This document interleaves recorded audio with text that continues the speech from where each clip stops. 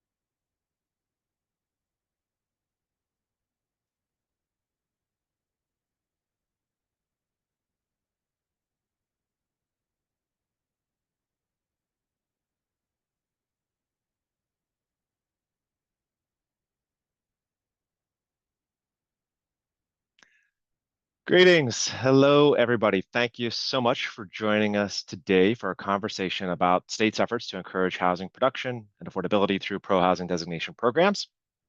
I am Ben Metcalf. I'm the managing director here at the Terner Center for Housing Innovation. Terner Center is a research center within the University of California, Berkeley, that is working to develop research relevant to state and national policy efforts that address the challenges of housing affordability. I've had the pleasure of leading the Terner Center for the past 5 years, but I cannot resist noting that in 2019, when I was formerly working for the state of California, I led the state's housing department under Governor Gavin Newsom, and in that context, helped push for a complementary program to the state's housing element process. And while I didn't stick around to see the implementation of the state's pro-housing designation program, I was pleased to have been able to help put the program into motion. So it's particularly interesting for me now to look back on how that program in California has fared, as well as to take stock of similar efforts that have been spawned around the country. To kick us off today, we have my wonderful colleague, Shazia Manji, who co-authored our Terner Center report with Rachel Ozer-Beerson. A link is in the chat to that research paper. I encourage, if you haven't read it, that you do so. But we're going to have Shazia go through the highlights. And then once she does that, I'll facilitate a discussion with a fantastic panel that we've assembled regarding the ins and outs of pro-housing designation programs all around the country. And at the end of the session, there will be a bit of time for question and answer from those of you who are on the webinar. If you do have questions, please feel free to go ahead and start adding them whenever you like. We have a Q&A in the Zoom, and we'll start collecting those questions now. So first, let me just go through who will be joining us today. First, I want to introduce Shazia Manji. She is a research associate at the Terner Center. In addition to pro-housing research, she also contributes to our research on social housing, climate change, and displacement. She holds master's degrees in public health and city planning. On our panel, we'll be joined by John Bauters. He's a former mayor and city council member of Emeryville, California. He has close to 20 years of work on housing justice issues. While on the council in Emeryville, he championed Measure C, a $50 million affordable housing bond, the highest per capita bond of its kind in the history of California. We have Kristen Guichard, who is the planning director and zoning enforcement officer for the town of Acton in Massachusetts. She's been working in municipal planning for the past 15 years in the Boston area. In her current role, she manages the planning and conservation divisions, providing staff support to a wide range of land use boards and committees. We also have Chris Clutchman, who is the director of the Livable Communities Division in the Executive Office of Housing and Livable Communities in Massachusetts. In that role, Chris oversees and coordinates a wide range of programs, including land use, federal and state grant programs, representing funding of about $100 million. And last but not least is Steve Waldrop, who is the senior advisor on housing strategy and innovation for Utah Governor Spencer Cox. Steve served 2 terms in the Utah House of Representatives. He's co-founded a social benefit real estate fund and has practiced law and worked in private industry. But let's go ahead and get started with you, Shazia. Great. Hi, everyone. Thank you, Ben. I'm going to give a brief overview of the findings from our report, which explores how states are approaching pro-housing designation programs. There are many ways that states have been stepping in to facilitate local action on housing, and pro-housing designations are a recent addition to the policy toolbox that we've been seeing crop up across the country. And we took a look at how states have approached and designed these programs to date in order to lift up early lessons that can inform how they evolve, and other states that might be thinking of doing something similar. Next slide, please. So just to start, what exactly are pro-housing designation programs? These are state laws or programs that encourage local governments to take action on housing supply and affordability. Most commonly, they provide a financial incentive to attract participation. And rather than being prescriptive about what strategies must be enacted, they give localities an element of choice in what reforms to adopt. They're not meant to substitute for broader state housing regulations, but they're complementary tools that can help address the housing crisis. Next slide. Our report features 6 laws and programs, which are listed here on the slide. Most of them are quite new. Half of them were just created in 2023. We looked at programs in Massachusetts, California, Utah, Montana, New York, and New Hampshire. And today's panelists represent 3 of these programs: the Massachusetts Housing Choice Community Designation, California's Pro-Housing Designation Program, and recent updates to Utah's Moderate Income Housing Plan requirements. Next slide. Detailed overviews of each program can be found in our published report, which is available on our website and linked in the chat. Colleen, thank you. And just to give you a sense of what these programs look like at a high level, California provides financial incentives to local governments that put in place pro-housing policies that go above and beyond existing state housing law. In Massachusetts, the state rewards local governments that have increased building permits by a minimum threshold over the past 5 years. And Utah requires jurisdictions adopt 3 to 5 pro-housing strategies as part of their moderate income housing plans and uses a combination of penalties and rewards to encourage compliance. Next slide. And even just from these brief descriptions, you can see that there's quite a bit of variation in how these programs are structured. States are really experimenting with different approaches, and given how new these programs are, it's going to take a while to figure out which designs are most impactful. A more detailed overview of this variation by program is included in our report, but to dig in just a little bit deeper, for example, most of the programs we profiled are opt-in or voluntary, but a couple of them actually require participation from certain jurisdictions. The incentives and penalties also vary quite a bit by program, including how much money is on the line and what that money can be used for. In some cases, priority access to existing funds is granted, or that access is withheld. In other states have created new pots of money only available to jurisdictions that have received a pro-housing designation. One important design decision that states are grappling with is whether to focus on rewarding policy adoption or permits issued, or both. In our report, we note some of the pros and cons to each of these approaches. For example, permits are a more direct measure of an outcome that states are looking to see, an increase in housing supply. However, it can be really tricky to know whether an increase in permitting is the result of something a local government did or external factors like a new employer opening up in the area. Policy adoption, on the other hand, might be a more straightforward way to reward local governments for removing barriers to development, but it can be really hard to measure the impacts of that policy change on supply and affordability. Programs also varied a lot in terms of what types of policies they encourage. For example, some focused mostly on zoning and land use reforms, while others took a more inclusive approach by giving credit for policies that further fair housing or encourage environmental sustainability. And then the types of housing being incentivized varied quite a bit as well. Accessory dwelling units, senior housing, and housing for lower income households were common targets among programs with the policy adoption route. And states that offered a permitting track, however, didn't typically specify what types of housing could count towards the minimum permit thresholds. Next slide. We also spoke with administrators in each state to better understand program origins and priorities, and identified a handful of key findings across states. First, we really saw that each program surveyed was unique in design to the housing challenges and priorities in their state and local geographies. For example, Massachusetts paired its program with legislative changes to its land use statute in order to make it easier for local governments to pass the zoning reforms that were called out in the program. That legislation allowed for zoning changes to be made with a simple majority vote rather than a supermajority. States are also using these programs to strengthen their data collection and capacity at the state level. Utah and New York, for example, require cities to submit zoning data with their applications or reports and hope to use these data towards creating statewide zoning maps. We also found that states are using these programs to encourage compliance with or participation in existing state housing laws.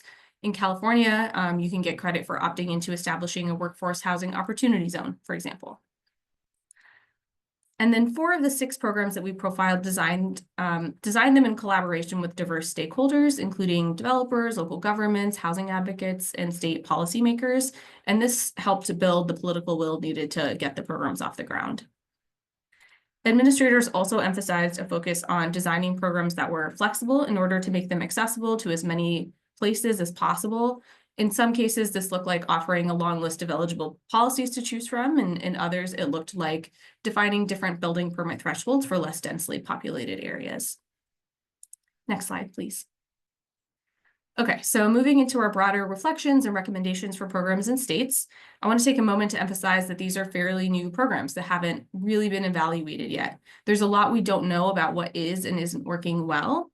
For example, what motivates jurisdictions to participate? How much flexibility is needed to make the program accessible without diluting its overall impact? And should programs focus on rewarding policy adoption or housing production? While the ideal design and evaluation may vary based on the needs of the specific state in question, we put forth some key considerations in our report. So to start, it's important to prioritize evidence-based policies when creating these programs. Referencing existing literature can help here, as can modeling and forecasting tools that can help simulate the expected impacts of particular policies under specific local conditions. Second, more robust evaluation of these programs is needed. So in addition to tracking the number of participating jurisdictions, states can use building permit data to help contextualize the effectiveness of policy reforms, particularly if they're looking at these data over time relative to population growth or other housing indicators at the regional level, or in comparison to other peer cities. We also recommend that states break down their permit data and look at what types of units are being built, where they're located, and at what levels of affordability, rather than just at total permitting numbers, in order to understand whether new production is aligned with the needs of residents in their geographies. We also heard that smaller jurisdictions have limited capacity to participate in these programs, and to support their engagement, states can limit administrative burdens where feasible and provide technical assistance to help them implement policy reforms and improve the quality of the local data that's needed for their participation. Next slide. Evaluations may help identify important revisions to strengthen programs over time. So for example, are the incentives and penalties implemented sufficient to shift local government behavior in meaningful ways? Or will it mostly reward those who are already quote unquote good actors on housing reform? States may need to look at these evaluations and possibly retool incentives and penalties if they're not seeing desired results. And then finally, programs will need to change over time to adjust to evolving state housing laws and production targets. In California, for example, new state housing laws come online all the time. And for the program to be truly rewarding those who are going above and beyond those state requirements, the pro-housing designation program will need to adapt with these changing baselines. Okay, that's it from me. Thank you all. Really looking forward to the discussion. I'm going to pass it back to Ben to kick that off. Thank you so much, Shazia. Really, really helpful to set the foundation for the conversation we'll have now. So shifting to our panelists, I actually want to start with our state colleagues representing Utah, Massachusetts. So Steve, maybe you could go first, and then Chris. We'd love to hear just a little bit about your sort of reflections on kind of what were the motivations and the origins that sort of propelled your state to build out the programs that we're talking about today. Thank you, Ben, and I'll just give a brief overview. Our program with moderate income housing plans started back 2017, was first enacted. And the idea at that point was, let's start thinking about moderate income. We had some impacts that we were seeing from the 2012 downturn. It had not yet reached a crisis. And so it was kind of, it was a very canary in the coal mine effort. And as things built up over the next several years, what we really found was that, you know, I think similar to one of the conclusions you just highlighted, was this really rewarding people for changing behavior, and was it incentivizing changing behavior, or was it just rewarding those actors who are already going to do the right thing, who are already working on, you know, different housing for different income levels and providing those things. And we really found in that first effort that without a couple more carrots and a couple more sticks, that it wasn't having that depth of an impact. A lot of the communities were simply giving it lip service because there was no real significant incentive for them to do it. And there wasn't really an appetite to go after them either. And so the legislation that we passed, HB 462, that followed on, really enhanced both the stick side and the carrot side.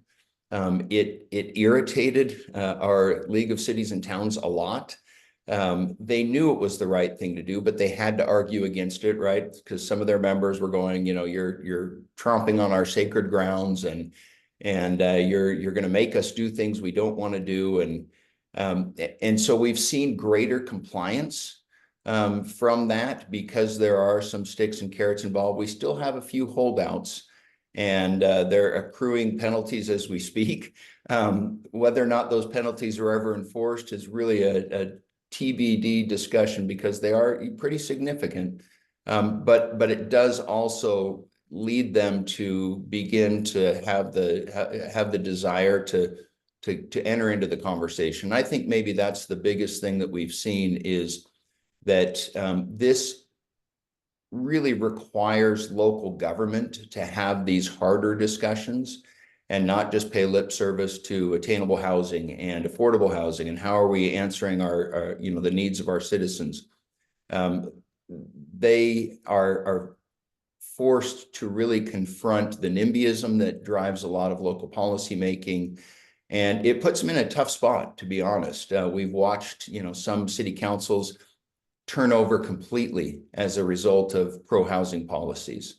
And that's a really, really hard thing to watch. And others watch it too, and they say, hey, I want to do this, but, you know, I know if I do this, we're all going out and you're going to have a whole new slate of people. And so that really is kind of our current challenge, is how do you balance now those good actors that want to do the right thing, how much state engagement into zoning do we do? Some other states have been very aggressive with it. We've been a little less aggressive, but you know, we're kind of in that marching forward process to see how we can continue to reward those who are doing the right thing without penalizing them, and really focus on the bad actors out there that just are saying, you know, we couldn't care less where our children live, just not here.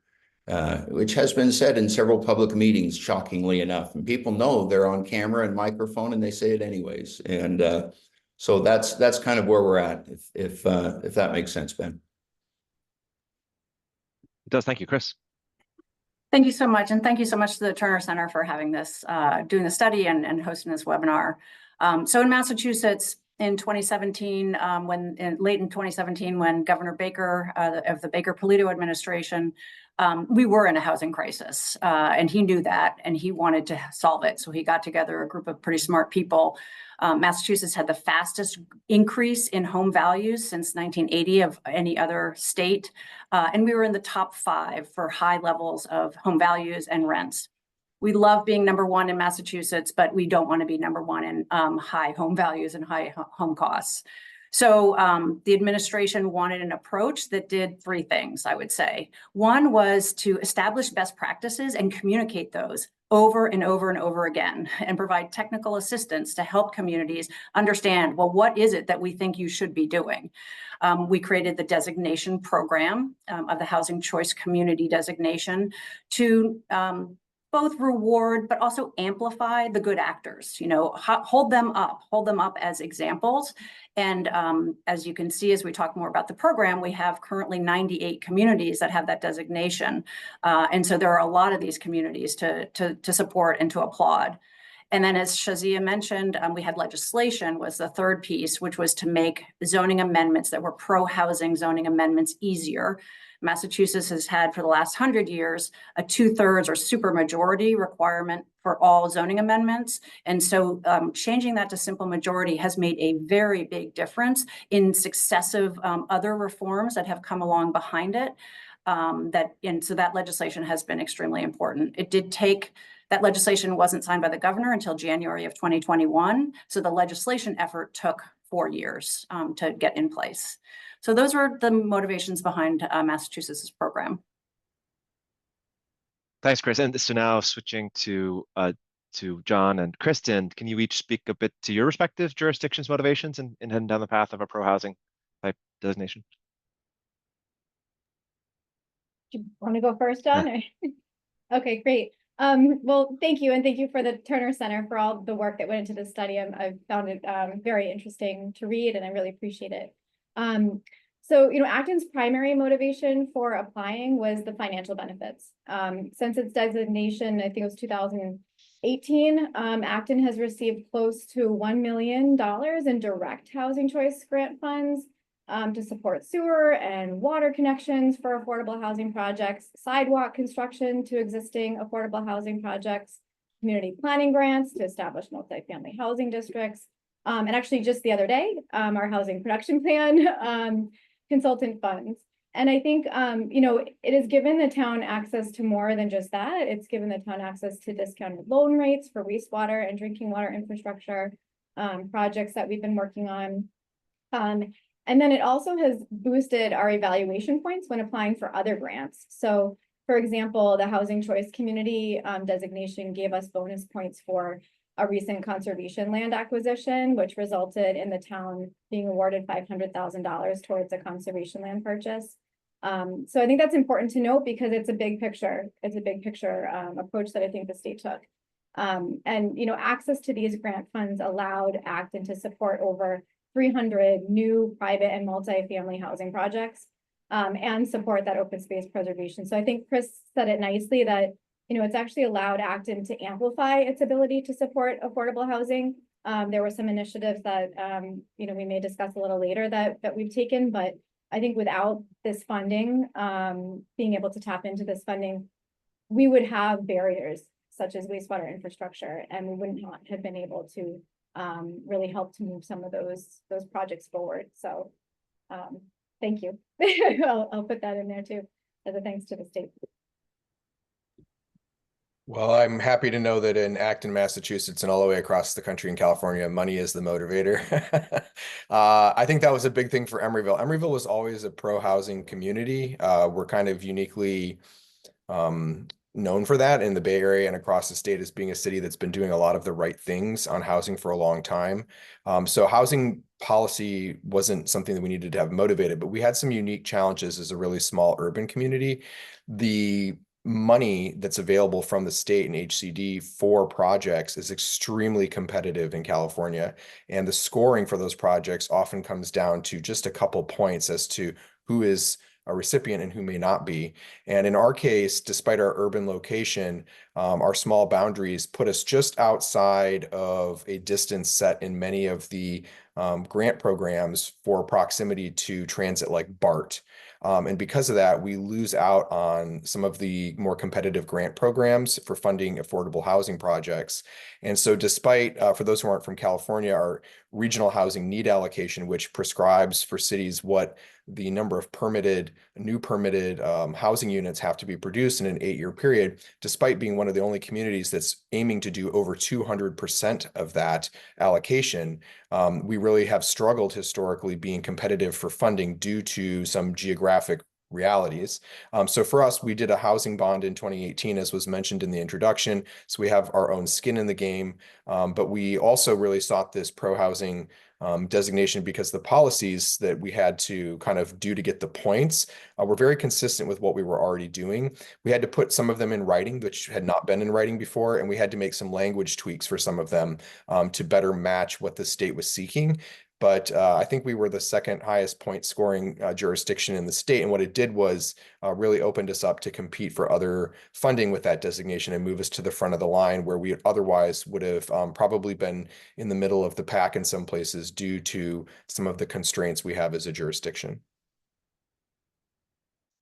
Really helpful context. Thank you all. I want to go now just this question. Shazia teased it up really nicely in her presentation of just like, okay, let's just sort of take as a given that there's a lot of momentum out there to help spotlight communities that are doing sort of the right thing in terms of being pro-housing and supporting more housing supply. The 6 we profiled I think there are more coming, right? This is actually a thing where we think there's actually momentum. But if you're a new state leader and everybody agrees, let's spotlight communities that are doing pro-housing things, then it begs the question of, well, how do we know if they're doing pro-housing things? And so in the report, what we found was actually a pretty wide variety of practice among the 6, both in terms of some places rewarding policies, and in one case, actually even prospective policies, and in other places, despite the very lagging indicators of permitting, it could be years delayed, focusing more on permitting. So I'd love to just have Steve and Chris, you two again, sort of go back in time and reflect a little bit on kind of how you thought about that and how you weighed these trade-offs, and also maybe a little bit of like what you'd like to do differently or would have done differently starting over at this point.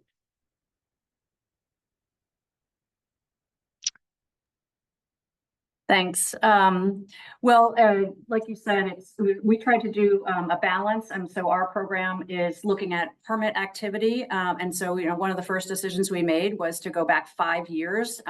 We tend to have kind of planning processes, like we have a housing bond bill, for example, that is every 5 years. And so we did a lot of the group that was pulled together to create the program before I came on board as the director did a lot of data analysis. And so they looked at the building permit survey from the US Census to look at, what different levels of production would mean, and what, levels would be appropriate. And then at the same time, we decided to also incorporate best practices. And so we have this kind of hybrid system of, you can meet certain permit thresholds of a 5% increase over the last 5 years. Or you can have a less permit increase, like 3% increase, but you had to meet certain best practices. So, the group really thought hard about what were those best practices? How do we not reward communities that are kind of doing nothing, but like they're getting development? And so, how do we balance that? One of the things about our program that is maybe unique out of the 6 that you looked at is that we actually don't have statutory legislation that established the program. So the program has been able to be very nimble. Shazia uses the term flexible, but it's been a big advantage to be able to look at those best practices over time. And we have increased the number of best practices and over time. And also that allows us to look at other zoning reforms that have happened at the state, recognize those and work those into the best practices. So I hope that answers your question, Ben, but so we thought about like this mix and again, came up with 5%. I think I might talk a little later about like, as we're doing program evaluation, how we might consider other changes. But one of the decisions was to look at a lower amount of production, but a higher amount of best practices, recognizing that there are some markets that may not support market rate development of housing. There's just not demand. And so we wanted to lower the amount of production, but increase the amount of best practices that folks would have to meet. And so we continually think about that balance.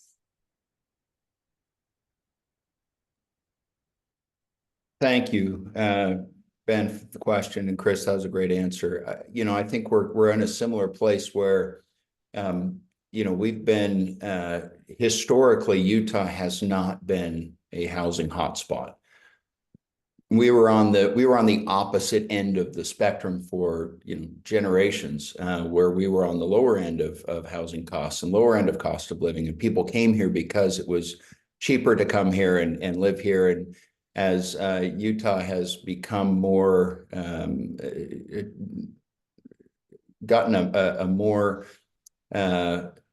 higher profile, I guess, in the nation, we start attracting, and it doesn't take a lot of influx to impact a state of 3.5 million people. I, grew up in Orange County, California, and, that's the population of one county in California. So the impact of 20, 30, 40,000 people coming from other states really does have a significant impact and has driven housing costs in Utah to where now, depending on which metric you want to use, we're somewhere between the third and seventh or eighth most expensive state for housing.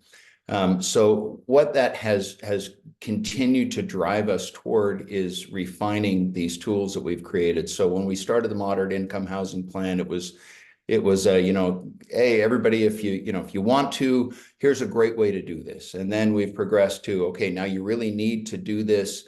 And if you don't, we're going to make your life a little more uncomfortable.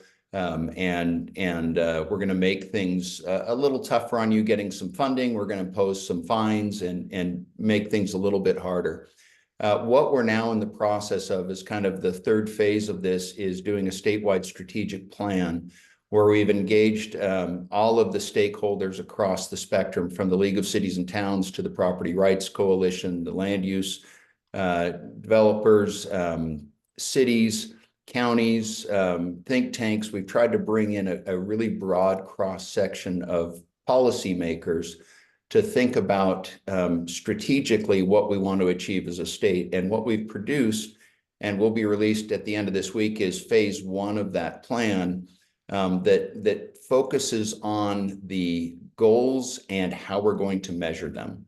So part of the challenge in housing that we've seen is everybody fights over tactics, and the tactics are where the rubber hits the road, right? That's where we're talking about land use reform and penalties and zoning and all of those things. So the approach we're taking, and we're hopeful and optimistic that it will turn out the right way, is to get everybody on board with the goals that we're trying to achieve.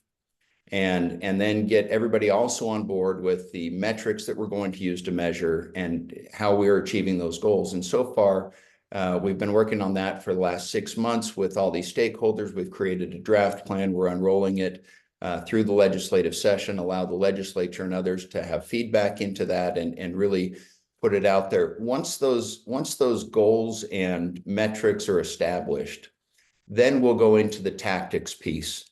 And that's where the rubber hits the road and it gets a little bit messier, because then we're going to be talking about potentially, and I think logically, we're going to be talking about some preemption. We're going to be talking about some zoning reform. We're going to be talking about, how do we do big projects and not have them bogged down in, small communities without the resources to really manage the development of these large projects. We've got a number of communities that are very small and somewhat rural, and they've got a lot of space near them. They're very desirable. And so a developer comes in and wants to do 1,000 acres adjacent to this small city. The small city is absolutely overwhelmed. And so their initial reaction is always, no, we can't handle that. Give us something smaller that we can chew on in smaller bites. And so, as we evaluate what tactics we use to do this, that'll allow us to direct resources toward those things that are most important,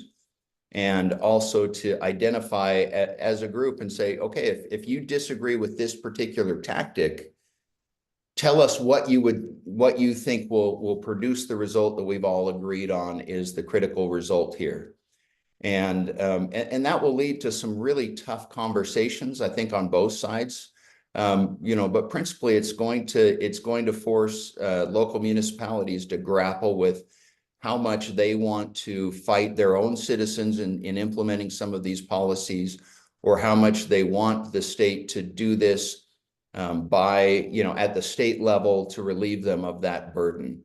And I think that's where a lot of these, tactical things are going to come out is, okay, if you guys are all agreeing to this and you agree that this is a priority and this is the way to do it, here are 2 options. We do it at the state level and the state becomes the bad guy, or you try to implement that at the local level and you are now fighting against, your own citizens. And looking at the tools that we have, we've done some reform on some of the referendum requirements so that they're harder to refer if, you know, if a city makes a land use decision.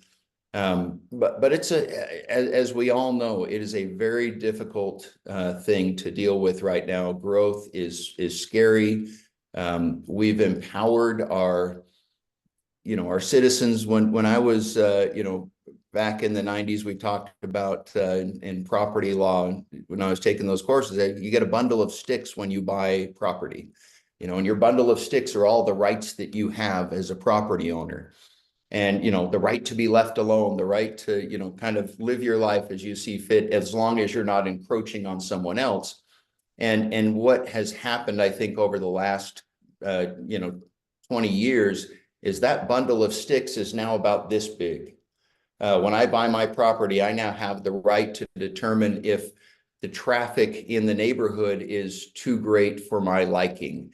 If, you know, if the sidewalks are too full of children walking to school and the traffic conflicts with that, if my view is impacted, you know, now I have the right to my view that I bought when I bought this property.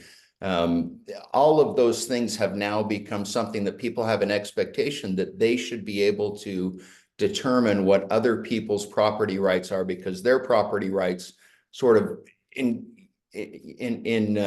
encroach on everybody else's. And so that's what we're really dealing with, I think, both locally and nationally, is this notion that, you know, that we have rights beyond what traditionally we viewed our property rights as. And so kind of reeling that back, and it's strange to say in a very conservative state, you know, we're becoming less pro property rights for people who own property and want to do something. We want to stop them from doing that because we view that as a negative impact on our property rights, and that's the tough balance that we're you know, that we're fighting right now. Steve, it's so interesting. I mean, I hear that. I've heard that all the time too from local elected officials in California, in particular, where folks say, "Well, yeah, I really believe in sort of a pro-growth, pro-housing perspective, but I know I'm just going to get pummeled in my community by my constituents." And so having the state out there as a boogeyman can actually be really helpful, just to sort of, you know, give me some more negotiating room. And whether that's in the context of sort of penalties or you know, carrots or sticks, sort of either way might be helpful. I think typically local electeds prefer the carrots, but even the sticks sometimes can be pretty motivating. So I guess, Chris and John, turning to you guys, I guess I'm curious, like back on like, okay, so once you were in the zone of trying to get the brass ring of these state level designations, I guess, were there specific things that you then like chose off the list of policies, or, you know, in the case of Acton, sort of like you knew you had to do differently to get there? And I guess I'm also curious, even though you're both sort of relatively pro-housing communities, you know, so you weren't maybe sort of battling sort of NIMBY constituencies, but I am curious if any of the elected officials, John, you and as mayor, like decided to sort of wear that, you know, as a badge of honor that you were on your way to get this designation, or was that helpful in some sort of political way? Could it be helpful in some sort of political way to have I mean, cash is great, but is the designation itself useful in some other more intangible way too? Well, Ben, if you didn't throw me bait right there, I don't know what. I first would just say I think Steve like hit the nail on the head. I think that was an extremely good analogy as to what we're really battling with today. And I think as a pro-housing community, as you mentioned it, did we wear it as a badge of honor? Yes, absolutely.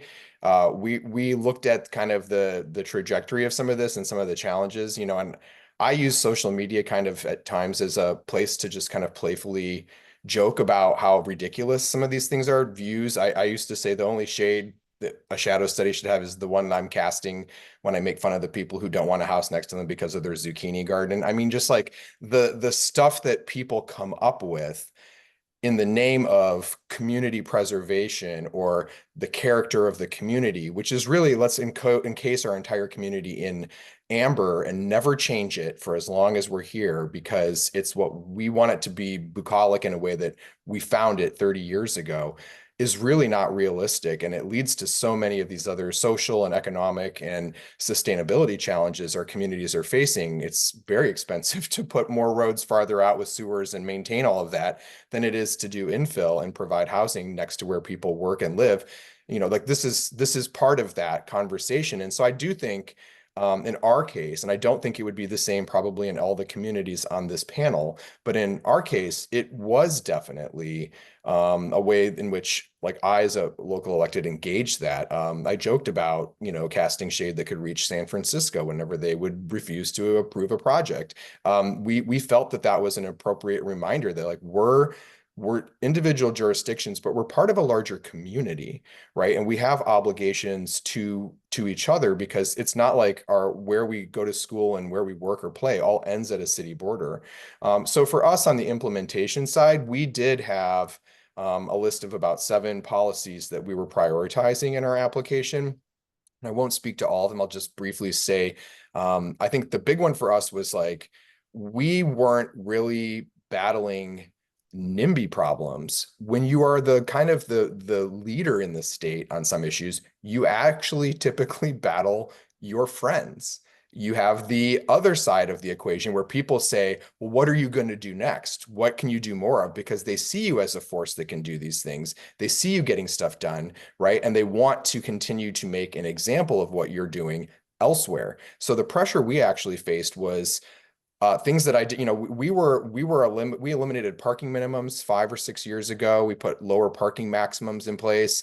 One of our policies we proposed was to actually review the way parking structures are designed so that they could be converted into housing in the future as parking became hopefully a lower and lower need. We wanted parking structures to be retrofittable into housing. I mean, that's where the galaxy brain of our thought was on this. And so for us, it was kind of some more traditional things that we had done early on that were now maybe not best practices. A great example is impact fees, affordable housing impact fees, right? They serve a purpose, right? Back when when communities were looking for ways to generate funding to help build affordable housing, it was one of a handful of tools we had to essentially say, okay, we're going to collect some revenue or resources from what you're doing here, because as soon as you use this land, there's less land here for affordable housing, and we need to have something available to help preserve space for that. But the reality was they could also be wielded by people who were not good actors on housing as, a way to say, here's the impact fee we're going to use, and nobody wants to build anything. Right. So there's a real tension there. And I think for us, one of the policies we put into place in our proposal was we want to conduct an evaluation of how do projects that are somewhere between 1 and 4 or 1 and 5 units, how do we more with a scalpel than kind of the axe, take a look at, is there a way to make those waivable? Is there a way for by right development in small spaces where we want to encourage ADUs or the conversion from 1 to 2 units in a house, where we don't have the physical space to build a whole structure, and but we could take existing housing and make more of it within it? How could we do that effectively by reducing the cost to a small property owner who says, I want to put a carriage house on my garage? So that's the type of policies we were putting in place, which I think to a lot of communities would seem like very small. But the reality was, like, we had done some of the big stuff, and the issue was people were coming at us over the details. So a lot of our stuff was really about cleaning up and moving old policies and old priorities into kind of a new way of thinking and nuancing it in a way that better met our community's need.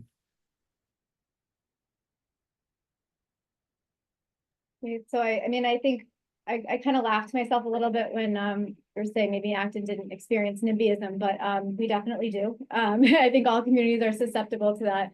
And so, Acton may be housing friendly in comparison to other communities, but NIMBYism is very much alive. And so, I do think of one initiative that really made a difference in Acton, and that was the Municipal Engagement Initiative. It was created by a nonprofit housing leader in Massachusetts called Citizens Housing and Planning Association, or we call them CHAPA. And I think it was soon after the Housing Choice Initiative was actually launched in Massachusetts.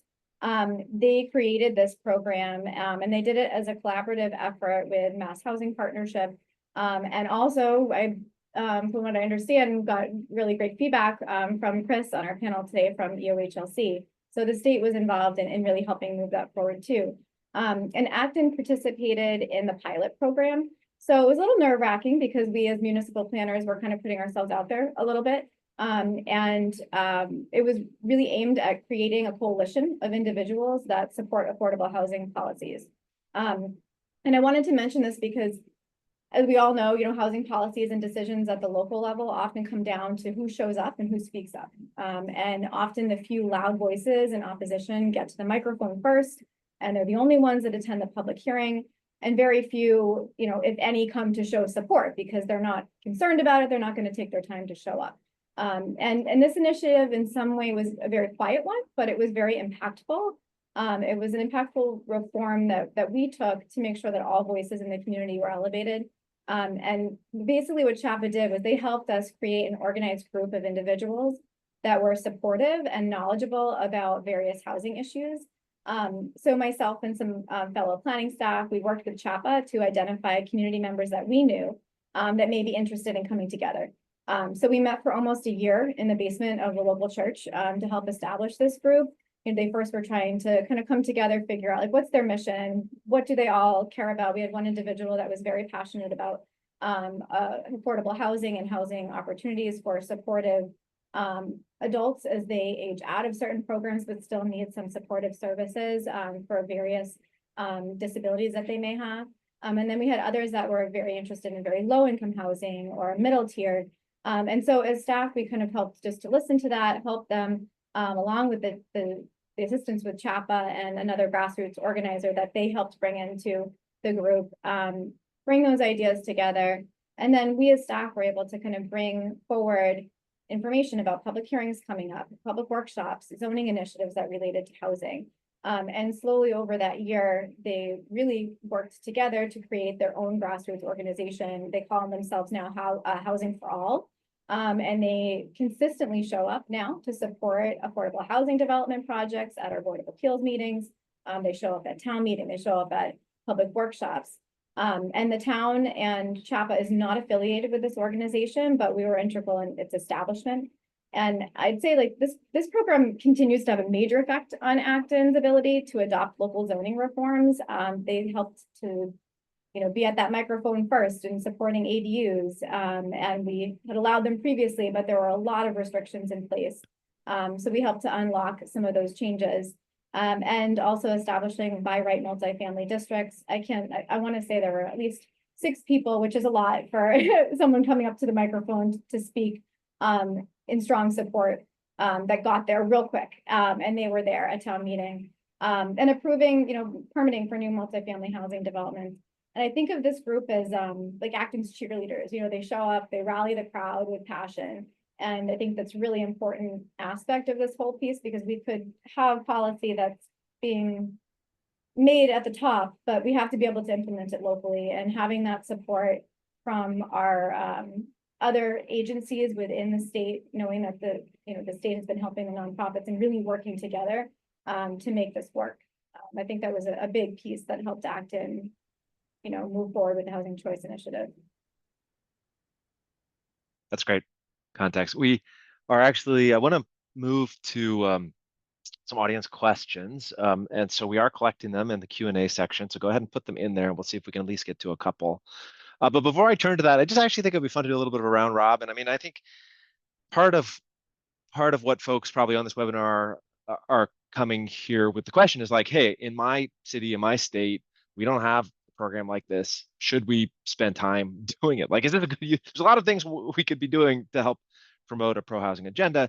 Is this sort of a good use of our time? And I guess I'm just curious to go around really quickly and just get your quick take. Like, is this like, absolutely, you're never gonna, I mean, it is kind of a weird intergovernmental competition that, each of these states have built that might, to outsiders, feel a little like you're missing the forest for the trees. But like, is this something that you think is critical? Like, would you basically say to another state or city, like, absolutely, you have to do it? Would you say, yes, this is probably a good thing to run a competition like this? So where do you come down? Maybe we just go around the horn really quick. I'd love to just get people's quick gut. If you're grabbed in a hallway at by another peer from another state or city.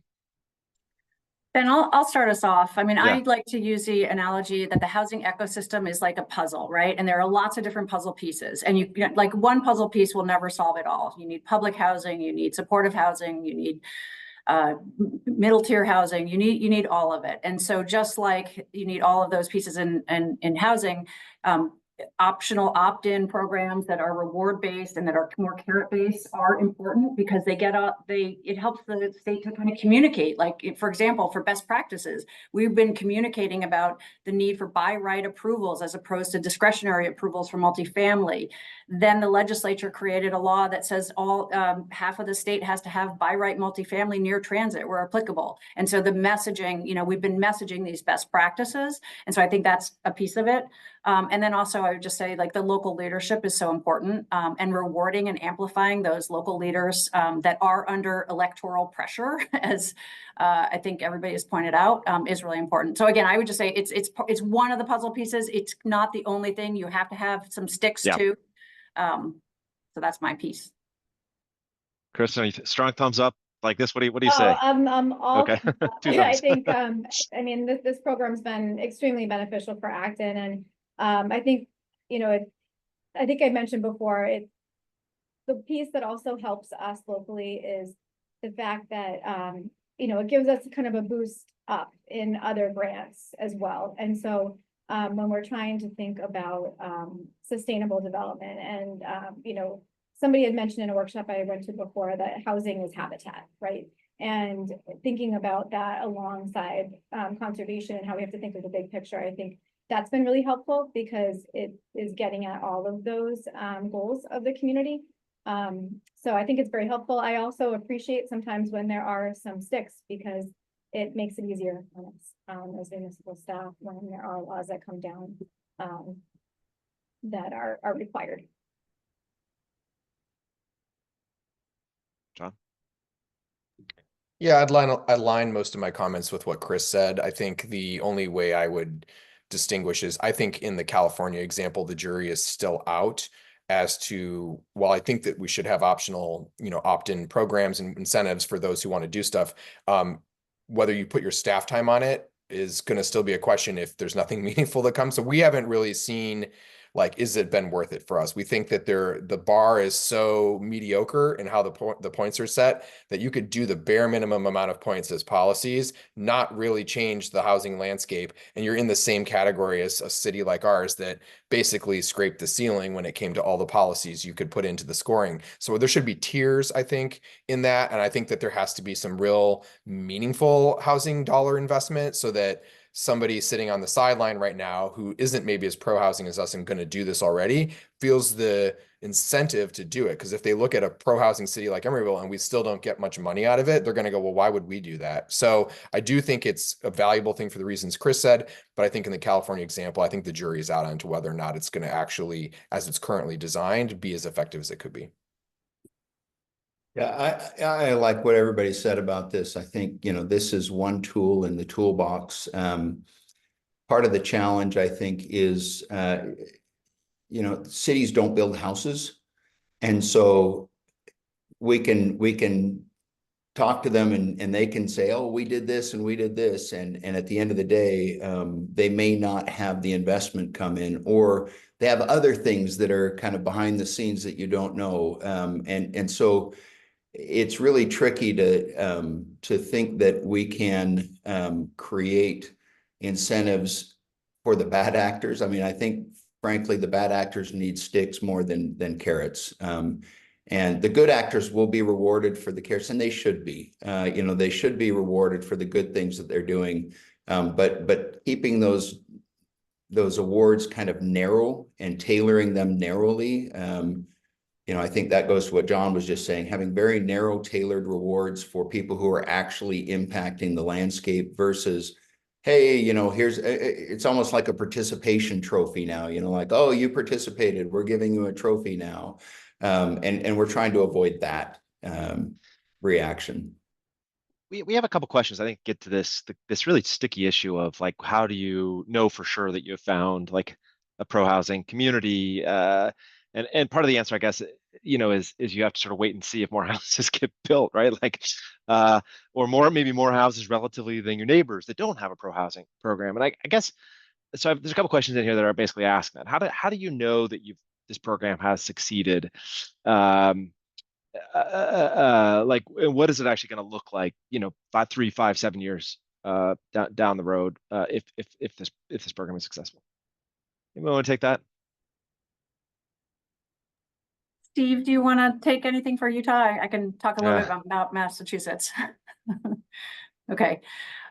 So we have done some analysis at our 5-year mark, and we have to report to the legislature on the program. And I don't know if this is an indication of the program successful, but looking back over the last 5 years, over 70% of all new housing units are built in the housing choice designated communities in Massachusetts. So I think I said we have 98. Massachusetts has 351 cities and towns. So, we're about a little bit less than a third of the communities, but they're providing 70% of the housing. So we know we found the people that are doing housing. What are we thinking of that we could do differently? We're thinking about, again, those communities that might have a weaker market, but that while they have housing preservation as a really important part of their puzzle piece is housing preservation. Massachusetts has lots and lots of old housing, which is good and bad. It's beautiful and historic, but it also needs lots of upgrades and maintenance. We have small landlords that need help. And so we're starting to think about how do we recognize preservation. Let's say, for example, if a unit is vacant and it's preserved and rehab programs are very difficult to administer on the local level. I mean, you can use CDBG money, we have funding to help with that, but it's tough to do. But in weaker market communities, that might actually be housing production, because you're taking a unit in a building that's condemned or doesn't meet code and can't get insurance, and you're converting it into healthy housing that's reasonable. So those are the kind of things that we're thinking about, but those are the kind of metrics that we've discovered in Massachusetts.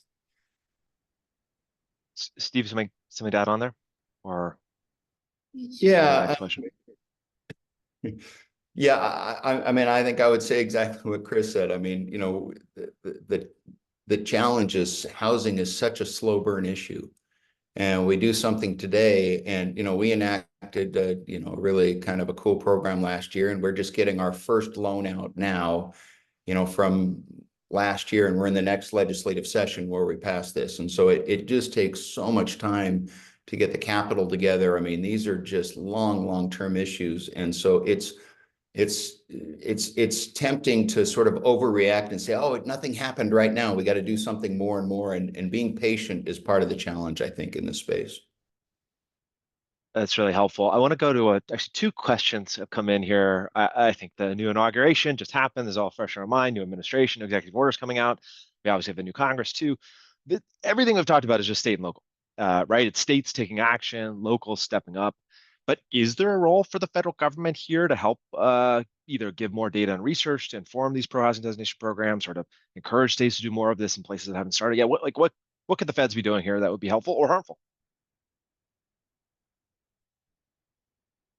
Well, I can talk from a state perspective. As a Western state that has a lot of public land, we're 61% federal, 71% overall of our land is public, and that's sort of diametrically opposed to a lot of the East Coast. The interesting thing on the East Coast is you have a lot of government assets that are non-productive that ought to be productive, and so we're focusing on those infill pieces of federal property we have some BLM land in the middle of cities, for instance, and we have forest land that's adjacent to cities that is probably best used as development property rather than going into the forest, kind of using those adjacency arguments where we have infrastructure rather than bringing it, further in.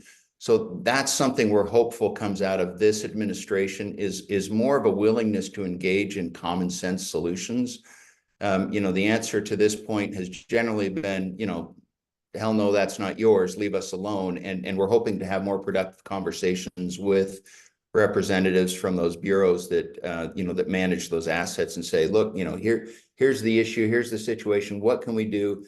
And incorporating in that workforce housing for those organizations. I think that's another critical piece that we see is we have national parks out here where people that work at the national park have to drive 2 hours because they can't live anywhere near there.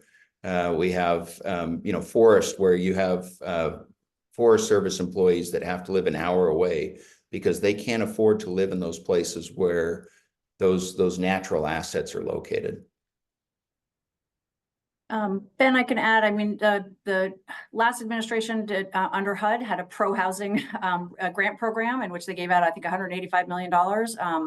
The Boston Area Regional Planning Agency received one of those grants. So I'm just happy anytime a federal agency wants to recognize, and provide money to organizations to talk about pro-housing strategies. And I think I heard in the HUD administrator who's been nominated talked about housing supply as one of the key challenges, and that made me happy to hear because I think that's obviously in Massachusetts that's one of our main issues. So I'm hopefully optimistic about his directorship should he be confirmed. Wonderful. On that note, we need to actually wrap up. I want to thank all of our amazing panelists, not just for joining us today, but for the really incredible work and leadership you guys have done. Chris, Kristen, John, Steve, just thank you. Keep on keeping on with this good work. And I want to thank all of our panelists for joining us today. A recording of this webinar will be posted to our website, and we'll send you a link to that. So you're happy to go back and re-listen or re-watch if you missed something, or share with your friends and family.